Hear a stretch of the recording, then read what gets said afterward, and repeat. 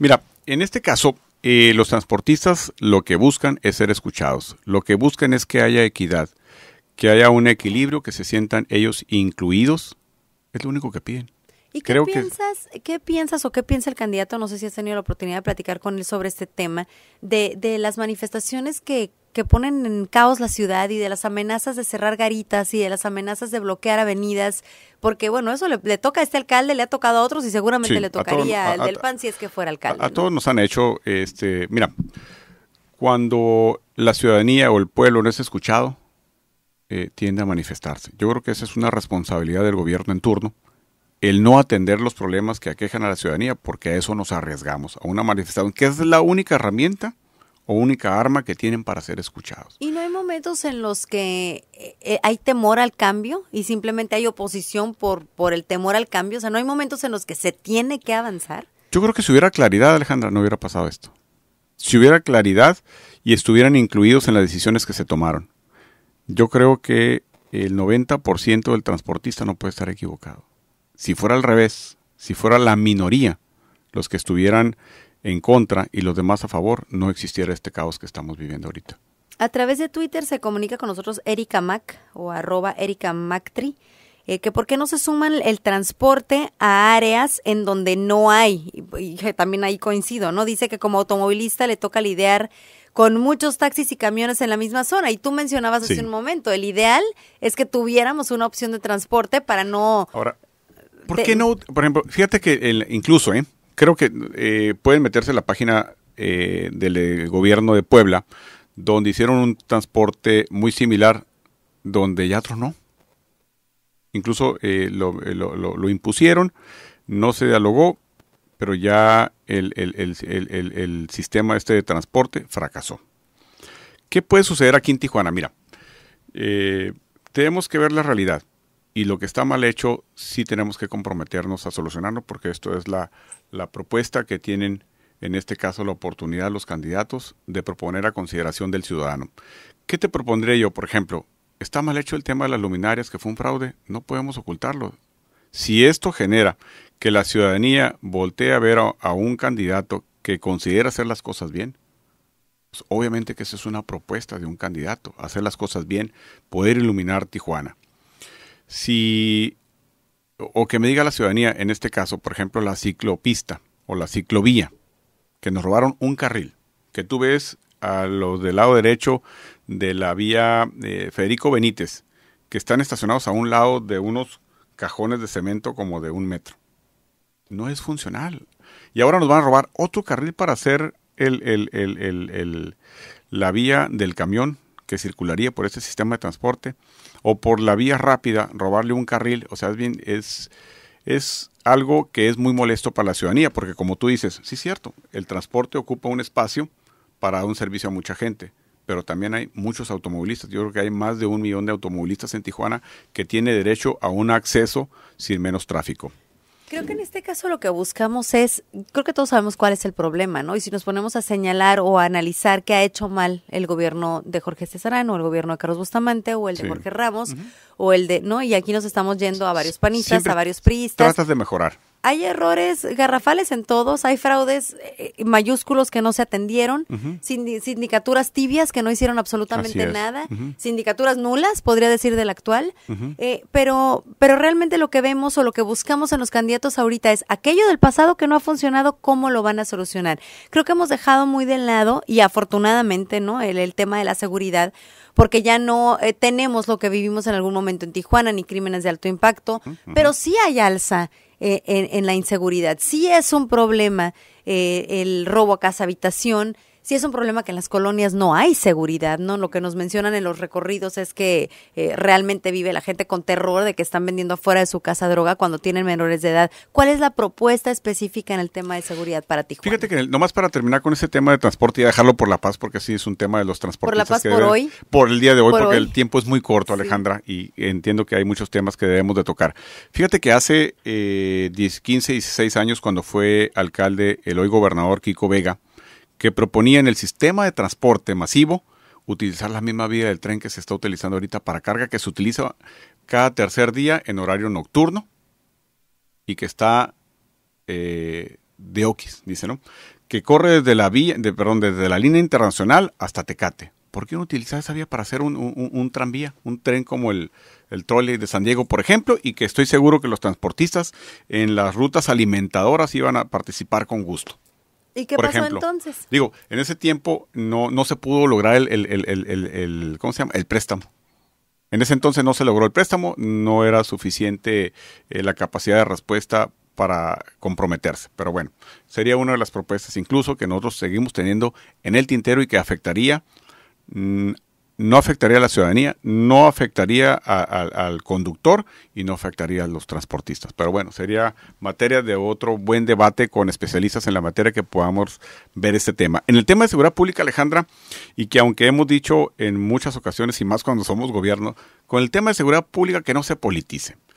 Si nos retomamos a la etimología de la palabra política, pues es todo lo que tiene que ver con la ciudad, con el mejoramiento de las condiciones de servicio para la ciudadanía. Y el tema de seguridad pública es un tema elemental, porque si bien es cierto, ya rebasamos esa etapa que vivimos hace algunos años donde había secuestros, donde había extorsiones, donde había matazones en pleno día o teníamos muertos en la madrugada, 5, 6, 20 muertos, o sea, que era un tiempo difícil que el sector comercial se tuvo que ir de la ciudad, donde sí hubo una crisis muy fuerte para Tijuana. Bueno, yo creo que ya rebasamos esa parte, pero nunca podemos cantar victoria. Hoy la delincuencia sí es menor, o sea, pero se siguen escuchando algunas extorsiones, se siguen escuchando los asaltos, pero ya es otro tipo de delincuencia, ¿no? Que sí debemos... Pero que, como te decía hace rato, afecta a un número importante de las colonias de Tijuana. Así es. ¿Cuál es la propuesta de nuestro partido y de nuestro candidato? Sí tenemos que trabajar e insistir en un proyecto integral. Es decir, seguridad en las colonias, pero tiene que ver también con un servicio público que es el alumbrado público. Sí. Drogadicción en la colonia tiene que ver con atender un problema de salud que se tiene, entonces tienes que tener más presupuesto para combatir las adicciones, programas de prevención. ¿Qué se solucionaría, ¿cómo? ¿En gestionando mayores recursos o destinando mayores recursos? Porque ahorita, por ejemplo, sí se tiene que haber una reconducción de cómo vas a ejercer el presupuesto. Es decir, sí hay recursos internacionales y recursos federales para ciertos rubros. Ahorita en el tema de salud pública, que es el tema también contra las adicciones, hay recursos que hay que bajar y hay que exigirlos en la federación. Un problema muy grande social, Alejandra, que lo han comentado aquí en esta casa, es el tema, por ejemplo, de los migrantes que repatrian de Estados Unidos y que no pueden irse a sus lugares de origen y que no tienen un lugar donde vivir, que viven en el bordo, que lo sacan del bordo para limpiar ahí, que se van a la zona norte o se van a la línea internacional. Es decir, sí ocupamos exigir del gobierno federal mayores recursos para poder ayudar a esta gente. ¿Qué sucede cuando la gente no puede tener acceso a un trabajo digno donde pueda comer porque es expulsado de un país extranjero? Pues si no tiene, posiblemente o va a consumir drogas y esto lo va a orillar a asaltar o robar. ¿Qué tenemos que hacer? Pues ayudarle a esta persona para que se vaya a su lugar de origen. Que hablando de los errores del pasado, ese había sido uno grave. Los deportados eran la papa caliente, ¿no? Porque sigue siendo, Alejandra, sigue siendo. El ayuntamiento decía, a mí no me toca, no, le toca al INAMI. Y no tiene recursos. Decía, a mí no me toca, y entonces todo el mundo se pasaba la bolita. Creo que finalmente, por lo menos en el tema de la canalización, fue un avance, pero hay mucho más, porque quienes no están en la canalización tampoco están en un lugar ni digno, ni en rehabilitación, no sigue siendo un tema. Es un foco de problemática social. ¿Cómo se asumiría? En esto tenemos que destinar mayores recursos, exigir mayores recursos. Por ahí, Carlos Mora, de una dirección estatal de atención a asuntos migrantes, tenía una propuesta para exigir recursos. Y había también en la Cámara de Diputados un presupuesto de migratorio, precisamente para ayudar a las fronteras, no exclusivamente de Tijuana, no es un problema exclusivamente de Tijuana, es de Nogales, es de Chihuahua, es de toda la franja fronteriza. Pero ¿qué tenemos que tener atención como gobierno para poder ayudar a este sector? Porque luego se nos convierte en un problema de seguridad. Otro problema de seguridad, Alejandra, ya que tocamos, y que te digo, esto en pocas palabras es un programa integral de seguridad. Los vehículos chocolate son un problema de seguridad y que es un problema grave, primeramente económico, porque la gente no tiene acceso a comprar vehículos nuevos. No tiene acceso a comprar vehículos 2011-2012 porque son carísimos, son inaccesibles económicamente.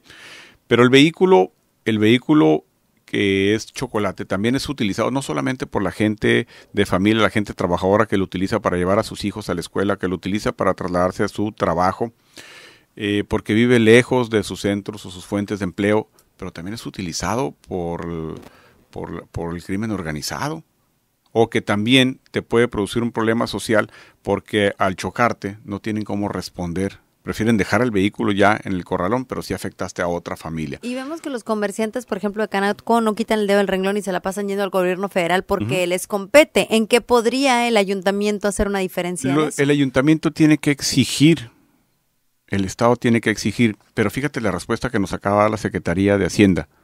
No vamos a regularizar los vehículos chocolate.